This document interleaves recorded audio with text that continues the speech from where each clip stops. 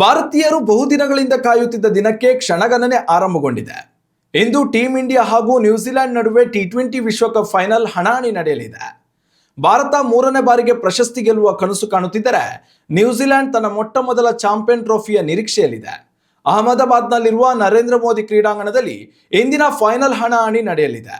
ಉಭಯ ತಂಡಗಳು ಸಂಪೂರ್ಣ ಟೂರ್ನಿಯಲ್ಲಿ ಅತ್ಯದ್ಭುತ ಪ್ರದರ್ಶನ ನೀಡಿದ್ದು, ಹೀಗಾಗಿ ಟ್ರೋಫಿ ಯಾರ ಪಾಲಾಗಲಿದೆ ಎನ್ನುವುದು ಸದ್ಯಕ್ಕೆ ಊಹಿಸಲು ಅಸಾಧ್ಯವಾದ ಮಾತಾಗಿದೆ. ಹೀಗಾಗಿ ಇಂದಿನ ಫೈನಲ್ ಪಂದ್ಯ ಭಾರಿ ಕುತೂಹಲ ಸೃಷ್ಟಿಸಿದೆ.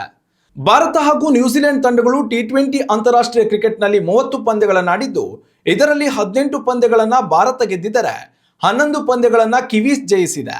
ವಿಪರ್ಯಾಸ ಎಂದರೆ ಭಾರತದ ವಿರುದ್ಧ 3 ಪಂದ್ಯಗಳನ್ನಾಡಿರುವ ಕಿವೀಸ್ 3 ಪಂದ್ಯಗಳಲ್ಲಿಯೂ ತಾನೇ ಜಯ ಸಾಧಿಸಿದೆ.